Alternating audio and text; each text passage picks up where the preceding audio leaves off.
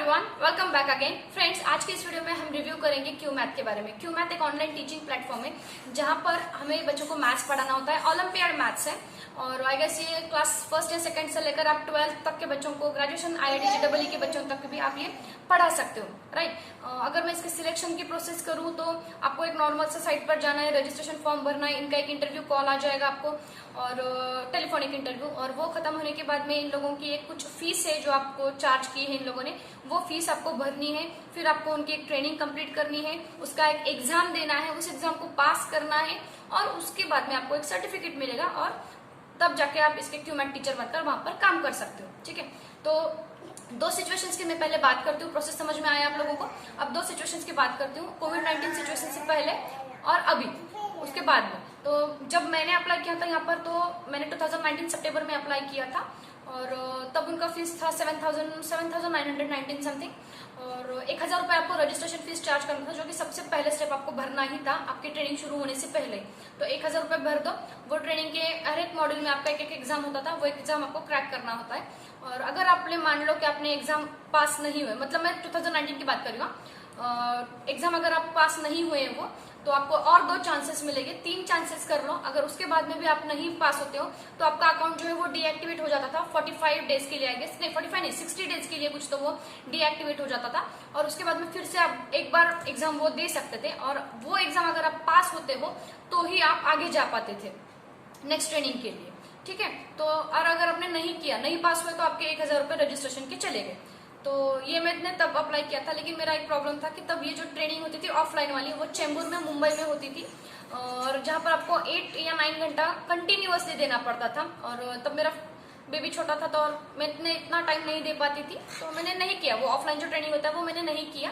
Excitement में आकर इसका रजिस्ट्रेशन कर लिया, प्रोसेस कंप्लीट कर ली। कैसा होता है देखो, एक प्रेगनेंसी या डिलीवरी एक ऐसा पीरियड होता है जहाँ पर आपका खाली दिमाग शैतान का घर बन जाता है। मैंने 10 साल पहले जॉब किया कंटिन्यूअसली, फिर जाके एक ब्रेक लगा 4 महीने का, घर पर बैठकर बोर हो रही थी, तो इसीलिए मैंने यहाँ पर अप्लाई कर दिया। लेकिन आगे का प्रोसेस मैं नहीं कर पाई, तो मैंने छोड़ दिया इसको।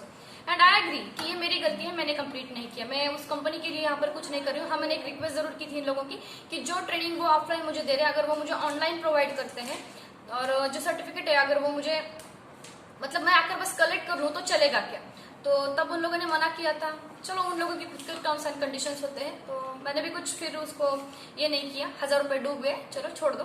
अभी की अगर मैं बात करूँ इसकी, तो अभी हाँ, लेकिन तभी ये था कि इन लोगों का सपोर्ट था हमें। ये लोग खुद ही हमारे सोसाइटीज में आकर क्यू मैथ का एक गेट टुगेदर अरेंज करते थे, सोसाइटी के लोगों को, पेरेंट्स को बताते थे कि क्यू मैथ कैसा स्ट्रक्चर है, कैसा प्रोग्राम है, बच्चों को क्यों एनरोल करना चाहिए, उनके फ्लेक्स लगाने में। तो थोड़ा सा उन लोगों का सपोर्ट था क्यू मैथ का, बच्चे मिलने भी, स्टूडेंट्स मिलने में भी।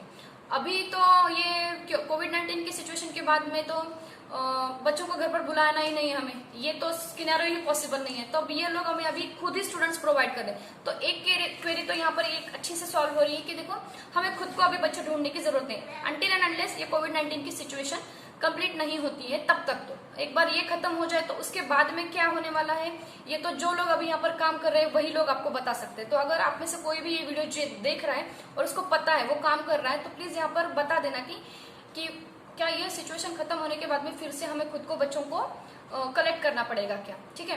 दूसरी चीज, ये लोग जब हमारे ट्रेनिंग देते हैं तो हमें 10,000 फीस अभी के लिए चार्ज कर रहे हैं, ठीक है। तो ये 10,000 में हमें क्या दे रहे हैं, एक iPad दे रहा है विद पेन, और हमारे हेडफोन्स दे रहे हैं, ठीक है। एक अच्छी इन्वेस्टमेंट है। इन लोगों का जो करिकुलम है ना, वो उसी पर चलता है। हम कंप्यूटर या लैपटॉप पर से सिखा नहीं पा सकते। इंटरएक्टिव iPad की इनकी जरूरत है, और ये डेड इन्वेस्टमेंट तो है नहीं। अगर आपने क्यू मैथ भी छोड़ दिया तो वो लाइफ टाइम आपके पास में रहने वाला है ये इन्वेस्टमेंट, तो ठीक है, काम वाली चीज है, कोई ये नहीं है। और बाद में आपको ट्रेनिंग भी मिल रहा है, सर्टिफिकेट भी मिल रहा है। मेरा क्वेश्चन यहाँ पर ये है कि अगर मेरे पास में ऑलरेडी iPad और पेन है और हेडफोन्स है, तो क्या मुझे ये 10,000 रुपीज फीस भरने की जरूरत है या नहीं? सेम मैं उन्हीं लोगों को पूछ रही हूँ जो लोग यहाँ पर काम कर रहे हैं, तो प्लीज इसका आंसर देना यहाँ पर। दूसरी चीज, अगर कहीं भी ट्रेनिंग लेते हुए जहां पर भी मैं स्टक होती हूँ और मुझे लगता है कि मैं बैकआउट करना चाहती हूँ, मुझे नहीं आ रहा है, मुझे नहीं समझ में आ रहा है, मैं नहीं मैथ्स पढ़ा पाऊंगी, तो तब ये लोग क्या करते हैं, आई गेस 10,000 में से आपका 2,000 मेरे ख्याल से, या 3,000 या 2,000 कुछ तो ये लोग काट के ले रहे हैं, 2,000 मेरे ख्याल से, और बाकी की जो अमाउंट है वो आपको दे रहे हैं। तो ये 2,000 रुपये क्यों काट रहे हो भाई? अगर मुझे लगता है कि मैं नहीं कर पा रही हूँ तो मेरे कंप्लीटली पैसे वापस कर दो। आपकी 4 दिन की ट्रेनिंग के लिए हमने ऐसे क्या सीख लिया जो आपके हमारे 2,000 रुपए ले लोगे, राइट? तो ये मत करो, 2,000 रुपए हमारे मत काट दो। अगर किसी को नहीं लगता है एक सिचुएशन पे जाके, हाँ ट्रेनिंग शुरू होने से पहले उन लोगों ने एक टाइम लिमिट दी है कि आपको नहीं लगता इस सिचुएशन में आप बैकआउट कर सकते हो, तो आप वो पैसे चार्ज मत करो वहां पर, वो पेनाल्टी आप वहां पर मत लगाओ, ठीक है? ये एक उसका बारे में हो गया। और थर्ड थिंग ये है इसकी कि देखो, ऑफलाइन की बात कर रही हूँ, जब हमें बच्चे मिलते हैं तो हमें फीस चार्ज करते हैं। मान लो कि अगर मैं एक बच्चे को पढ़ा रही हूँ और उसके मैंने मंथली उसका 1,000 रुपए का फीस लिया है। देखो, इन लोगों का जो क्लासेस होता है वो हमें डेली बेसिस पर नहीं लेना चाहते हैं, राइट? नहीं लेने की जरूरत है। ये इसका एक प्लस पॉइंट है क्यों मैथ का, ये फ्लेक्सिबल आवर्स पर है, मतलब वीकली 2 ही बार आपको वो क्लास कंडक्ट करना पड़ता है, वीकली डेली के बेसिस पर आपको नहीं करना है। तो कम आवर्स में अच्छी खासी इनकम हम यहाँ पर अर्न कर सकते हैं, ये इसका प्लस पॉइंट है। और आपके हिसाब से आप कर सकते हो, टाइम के कोई बॉन्डिंग है नहीं यहाँ पर, ठीक है? और लेकिन जब आप ये ट्रेनिंग, जब आप ये बच्चे को सिखा रहे होते हैं ना, अगर उनको आपने 1,000 रुपए फीस चार्ज कर लिया तो 50% आपका होता है, 50% आपको क्यों मैथ का होता है। भले ही बच्चों को आपने लाया हो, वो बच्चे आपकी तरफ से एनरोल्ड हुए हो, फिर भी मुझे क्या लगता है कि अगर बच्चा उन लोगों ने हमें प्रोवाइड किया है तो आप कुछ रेशियो लो हमारी इनकम से। लेकिन अगर स्टूडेंट हमारी तरफ से प्रोवाइड किया हुआ है तो ये रेशियो मुझे थोड़ा सा गलत लगता है, और ये मेरा पॉइंट ऑफ व्यू है। और एक बात, अगर आप ये चार्जेस भी कर रहे हो, जो कि 50-50 का चार्जेस आपने रखा है, रेशियो रखा है, वो हाँ माना कि हमने आपकी कंपनी के साथ में हम काम कर रहे हैं और एक रॉयल्टी के तौर पर हमें आपको कुछ तो देना ही पड़ेगा, तो आप वो रॉयल्टी जो है, वो फ्रेंचाइजी फीस जो है, वो तो हम ट्रेनिंग भी ले रहे हैं आपसे, आपका फीस भी दे चुके हैं। मान लो आप 1 महीना, 2 महीना, 3 महीना, 4 महीने, 6 महीने तक ले लो, उसके बाद में तो छोड़ दो नहीं। लेकिन ये जब तक लाइफ टाइम आप क्यों मैथ एज ए टीचर बनोगे और काम करोगे, तो जितने बच्चों को आप सिखाओगे उनका एक रेशियो, एक हिस्सा आपको हमेशा क्यों मैथ को देना ही पड़ेगा। तो मुझे यहाँ लगता है कि मेरा थोड़ा सा हार्डवर्क ज्यादा हो रहा है और उसके हिसाब से मेरा जो रिटर्न है वो थोड़ा सा कम आएगा, क्योंकि मैं 100% मेरे बच्चों को, एक गौर करो, अगर कोई टीचर है जो होम ट्यूशंस लेती है और उसके 50 बच्चे और 50 में से 20 बच्चों भी अगर क्यू मैथ के क्लासेस में कन्वर्ट हो जाएंगे, और जो कि completely because of the teacher है, तो वो क्यू मैथ को तो हम बैठे बिठाए उसका हिस्सा दे रहे हैं वहां पर, राइट? तो ये थोड़ा सा मुझे गलत लगा यहाँ पर। बाकी सारा तो उसके लिए ठीक है, चलो ट्रेनिंग अच्छी है, प्लेटफॉर्म अच्छा है सिखाने के लिए। और मैं कहूंगी, देखो आज के सिचुएशन में जब तक कोविड खत्म नहीं होता, जब तक ये लोग खुद हमें स्टूडेंट्स दे रहे हैं, तब तक तो कम से कम यहाँ पर पढ़ा लो, अच्छा प्लेटफॉर्म है एटलीस्ट अभी के लिए। जब हमें स्कूल के बच्चों को ढूंढना पड़ेगा ना, तब ये थोड़ा सा डिफिकल्ट जाता है, क्योंकि जितने बच्चे आपके ज्यादा होंगे उतनी अर्निंग्स आपको ज्यादा ही मिलने वाली है, राइट?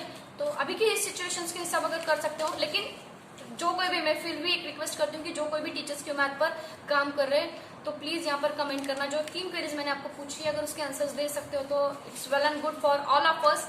तो जो कोई भी यहाँ काम करना चाहता है वो भी एक अच्छा व्यू लेकर वहां पर काम करेगा। और एक चीज मैं सारे लोगों को बोलती हूँ इस वीडियो के थ्रू कि देखो, बहुत सारे लोग हैं जो मेरे कमेंट बॉक्स में अपना नंबर डालते हैं, मत डालो, ये पब्लिक प्लेटफॉर्म है। यहाँ पर आप जब आपका कॉन्टैक्ट नंबर डालते हो ना, तो उसका मिस यूटिलाइजेशन हो सकता है, कोई भी आपको मिस यूज कर सकता है। हाँ, ईमेल देना यहाँ तक ठीक है, लेकिन कॉन्टैक्ट नंबर मत डालो प्लीज। कल मेरी वजह से अगर किसी को भी कुछ होता है तो वो मुझे बिल्कुल अच्छा नहीं लगेगा। मैं हमेशा कमेंट करती हूँ आप लोगों को कि आपका पर्सनल इन्फॉर्मेशन कोई भी यहाँ पर शेयर मत करो, ठीक है? और रही बात क्यू मैथ की, तो आपको यूट्यूब पर बहुत सारे वीडियोस मिलेंगे जिसने खुद का पर्सनल रिव्यू दिया होता है। कुछ पॉजिटिव भी रहेंगे, कुछ निगेटिव भी रहेंगे। देखो, कोई भी चीज हो, जब तक खुद हम उस पर अप्लाई नहीं करके देखते हैं ना, तब तक हमें उस डिसीजन पर नहीं पहुंच जाना है कि ये सही है या नहीं है। कोई भी आपको बस एक गाइडलाइन देगा कि देखो ये मेरा व्यू था, ये मेरा पॉइंट ऑफ व्यू है, राइट? तो जरूरी नहीं होता है हमेशा कि जो मेरा है वही आपका भी पॉइंट ऑफ व्यू रहे। आप खुद भी इस साइट पर जाओ। देखो, रजिस्ट्रेशन करने में, इंटरव्यू प्रोसेस तक जाने में, जहां तक पैसे नहीं भरने हैं वहां तक जाने में कोई प्रॉब्लम नहीं है, ठीक है? और मैथ्स का अच्छा नॉलेज है, आपको पढ़ाना अच्छा लगता है, तो ये जेन्युइन प्लेटफॉर्म है, उसके लिए कोई प्रॉब्लम नहीं है। उसके थोड़े से जो टर्म्स एंड कंडीशंस है वो हमें अच्छे नहीं लगे हैं। और हाँ, जो लोग इतना पे कर सकते हैं उन लोगों के लिए तो वो सही ही लगेगा ना, जरूरी नहीं है वो गलत है ना?